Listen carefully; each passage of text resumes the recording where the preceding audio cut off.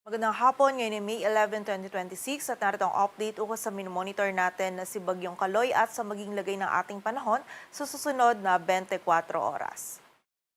Patuloy pa rin binabaybay ni Bagyong Kaloy ang karagatan. Huling namataan yung sentro nito sa layong 470 kilometers silangan ng Giwan, Eastern Samar. Taglay pa rin ito yung lakas ng hangin na 45 kilometers per hour malapit sa sentro at pagbugso na umaabot sa 55 kilometers per hour. Ito'y kumikilos pahilaga sa bilis na 10 kilometers per hour and wala po itong direct effect sa anumang bahagi ng ating bansa. Ngunit yung trough or extension nito ay magdudulot po ng maulap na kalangitan at mga kalat-kalat na pag-ulan, pagkilat at pagkulog dito sa Eastern Samar, Surigao del Norte, 5 kilometers silangan ng Northeastern Mindanao. Unlikely or hindi po natin nakikita na magiging bagyo ito, hindi rin ito papasok sa loob ng PAR and wala po itong magiging epekto sa anumang bahagi ng ating bansa. Sa ngayon, easterlies pa rin po yung prevailing for most areas of the country, lalong-lalo na dito sa bahagi po ng Luzon. So except po dito sa may ilang areas ng Eastern Visayas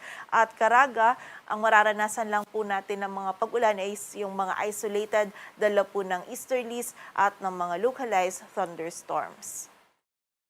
Base naman dito sa ating latest forecast track analysis ni Bagyong Kaloy, generally northwestward pa rin yung pagkilos nito, nananatiling malayo dito sa ating landmass. And makita po natin patuloy din itong papahina within 12 to 24 hours ay magda-downgrade na lamang po ito into a low pressure area. Again, wala po itong epekto sa anumang bahagi ng ating bansa, maliban na lang sa trough or extension po nito na siyang magdudulot ng mga scattered na mga pag-ulan, mostly dito sa bahagi ng Eastern Visayas at Caraga area. At para naman sa maging lagay ng ating panahon, bukas, araw ng Martes, sa malaking bahagi po ng Luzon, kasama na dyan ang Metro Manila, patuloy pa rin ang magiging bahagyang maulap hanggang sa maulap yung ating kalangitan. Mainit at maalinsangan pa rin po yung ating panahon, kaya hanggat maaari limitahan pa rin yung ating mga outdoor activities. Kung hindi naman maiiwasan, lalong-lalo na po kung yung nature ng ating mga trabaho ay outdoor or sa labas, from time to time sumilong at magpahinga na lamang po tayo. Ugaliin natin yung pag-inom ng tubig at huwag po natin kalilimutan yung mga pananggalang natin sa direktang init ng araw. And also pagsapit naman po ng hapon at gabi, lalong-lalo na dito sa ilang areas ng Cordillera Administrative Region at ilang bahagi pa po ng Bicol Region, possible po yung mga isolated o yung mga biglaan ngunit panandali ang pag-ulan, dala pa rin po ng easterlies. Agwat ng temperatura sa Metro Manila ay mula 26 to 35 degrees Celsius, sa Baguio ay 18 to 26, sa Tagaytay ay 23 to 32 degrees Celsius, sa Lawag at Legazpi ay 25 to 33 degrees Celsius at sa Tuguegarao naman yung maximum temperature po natin ay maaaring umabot hanggang 38 degrees Celsius.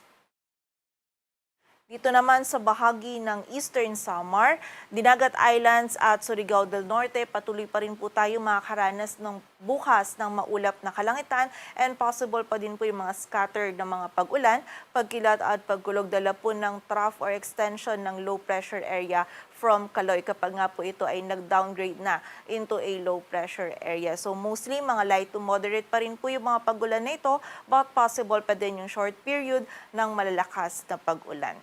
And dito naman sa rest of Visayas and Mindanao, maging bahagi po ng Palawan, bahagyang maulap hanggang sa maulap yung ating kalangitan. Kung meron tayong mararanasan ng mga pag-ulan, mostly mga isolated na mga pag-ulan pa rin po, dala ng localized thunderstorms. Agwat ang temperatura sa Kalayaan Islands at Puerto Princesa ay mula 26 to 32 degrees Celsius. Sa Iloilo ay 25 to 32, sa Cebu ay 27 to 32 degrees Celsius. Sa Zamboanga at Cagayan de Oro, yung maximum temperature maaaring umabot hanggang 33 degrees Celsius.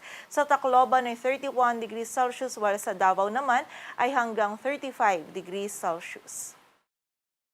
Sa lagay naman ng dagat baybayin ng ating bansa, wala po tayong nakataas na gale warning, kaya malay makapalaot yung mga kababayan nating mga isda, pati na rin yung may mga maliliit na sasakyang pandagat.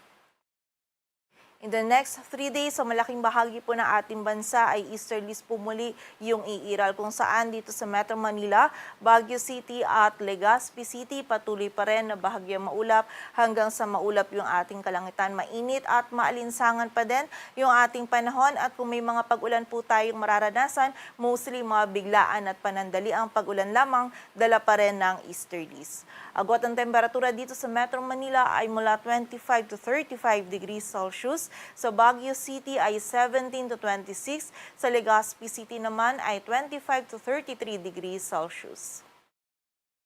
While for the area naman ng Metro Cebu, Iloilo City at Tacloban City, kung meron po tayong mga pag-ulan na mararanasan, mostly ay mga isolated rain showers or thunderstorms lamang din po na dala ng easterlies. Agwat ang temperatura sa Metro Cebu ay mula 26 to 33 degrees Celsius, sa Iloilo ay 25 to 32 at sa Tacloban City naman ay 24 to 32 degrees Celsius. For the area naman ng Metro Davao, Cagayan de Oro City at Zamboanga City, bahagyang maulap hanggang sa maulap din po yung ating kalangitan. Possible din yung mga biglaang pag-ulan, dala po ng mga localized thunderstorms. And during severe thunderstorms, posible pa rin po tayo makaranas ng short period ng malakas na pag-ulan. Kaya naman doble ingat pa rin para sa ating mga kababayan. Agwat ng temperatura sa Metro Davao ay mula 25 to 35 degrees Celsius. Sa Cagayan de Oro City ay 25 to 33 at sa Zamboanga City naman ay 25 to 34 degrees Celsius.